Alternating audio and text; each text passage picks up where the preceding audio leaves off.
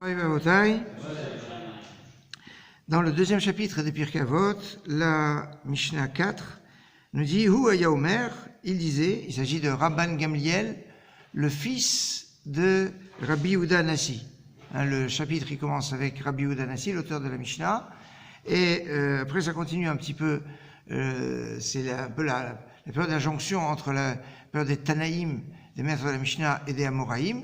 Rabban Gamliel, en l'occurrence, était le fils de Rabbi Yehuda Hanassi, donc c'est la dernière génération des Tanaïm. Voya Omer, il disait la chose suivante, Aser etzono kirsonecha, fais la volonté de Dieu comme si c'était ta propre volonté.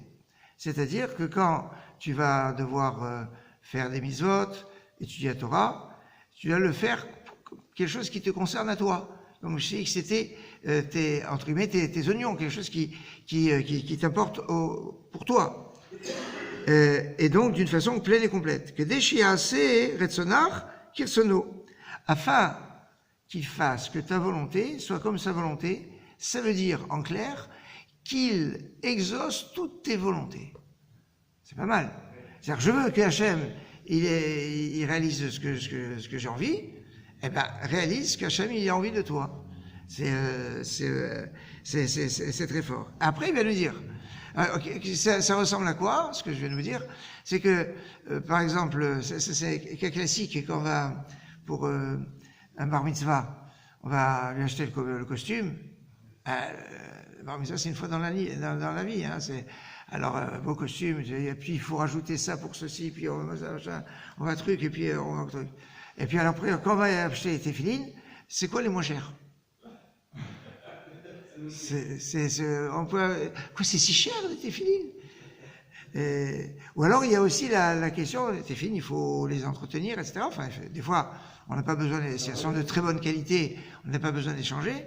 Mais des fois, les téfilines de bar mitzvah, on nécessite d'être des fois un petit peu, avoir la révision des 10 000 kilos, enfin, un peu une petite révision. Ah, mais ça va. Mais est-ce qu'on met le même costume le bar mitzvah que l'on met au mariage? Oui, par exemple. Donc c'est ça, ce qu'on a besoin au niveau spirituel, ben on doit avoir au moins le même souci qu'on a pour le matériel. Après on dit Batel retsonar mipnei retsono. Annule, donc après qu'on ait parlé des commandements positifs, maintenant on parle des interdits. Annule ta volonté devant sa volonté. Tu as envie de faire quelque chose, mais Hachem il veut pas. Il veut pas. Ah bon, et il veut pas, Hachem. Alors annule. Si tu annules ça, que dès shevatel retson acherim ipnei retsonar, afin qu'il annule la volonté d'autres. Alors il y a plusieurs sens sur autres. Je vais donner deux sens. Le premier sens, c'est les ennemis, ceux qui nous veulent du mal. La meilleure façon de combattre les antisémites, c'est que nous-mêmes on annule notre volonté quand elle est en contradiction, quand il y a un conflit avec la volonté d'Hachem. De cette façon, si certains ont des volontés négatives vis-à-vis de nous, elles seront annihilées, elles seront anéanties. Autre lecture, beaucoup plus osée. Si toi, tu es prêt à annuler ta volonté devant la volonté d'Hachem, alors Hachem, il va annuler sa propre volonté.